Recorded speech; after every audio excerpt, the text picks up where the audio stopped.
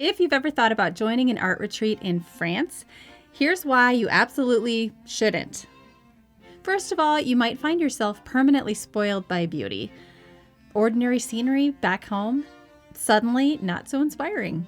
Because once you've painted under golden French light, nothing quite compares. You might also get hopelessly addicted to plein air painting. There's something about the way the air smells, the way the colors shift minute by minute, the sounds all around you. You'll start to crave it like caffeine. And then there's the problem of friendship. You might just meet 15 wonderful artists from across the US, each with their own story, their own creative spark. By the end of the week, you'll wonder how you ever painted without them. You'll also face a serious challenge: too many beautiful things to paint. Between excursions, the countryside, and our time at the chateau, you'll come home with a photo collection bursting at the seams and the agonizing decision of which scene to start with first. And perhaps worst of all, you'll be utterly spoiled by the luxury of not having to cook or clean for an entire week. Art retreats by Uptrek always have a private chef who spoils us with every meal.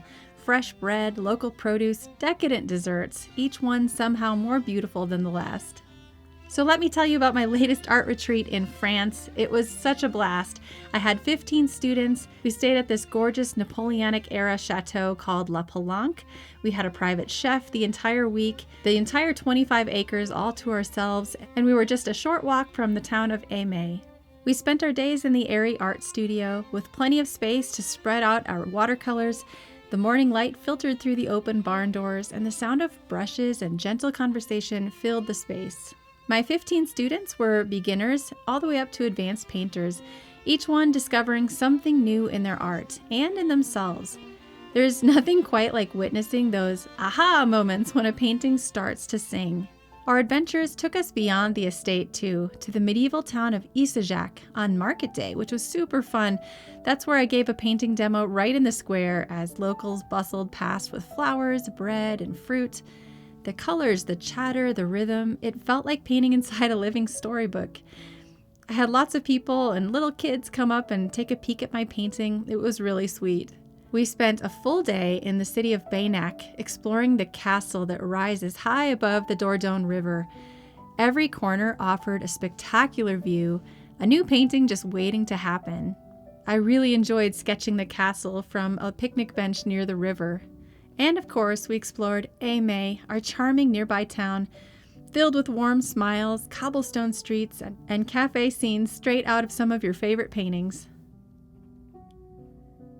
By the end of the week, we were all a little tired, a little overwhelmed in a good way, and completely filled with gratitude.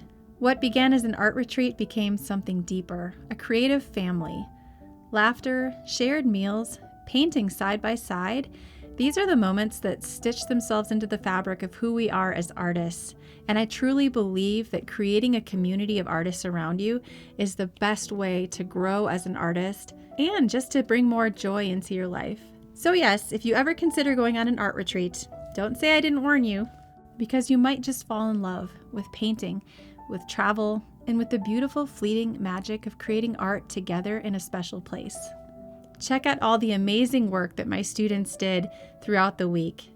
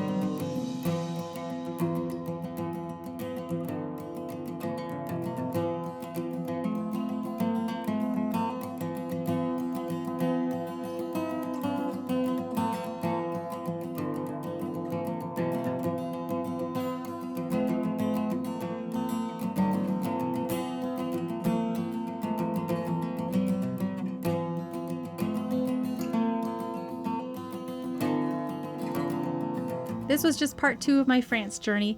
Stay tuned for part 3 where we're heading to Paris. And thank you for following along with me on this watercolor adventure.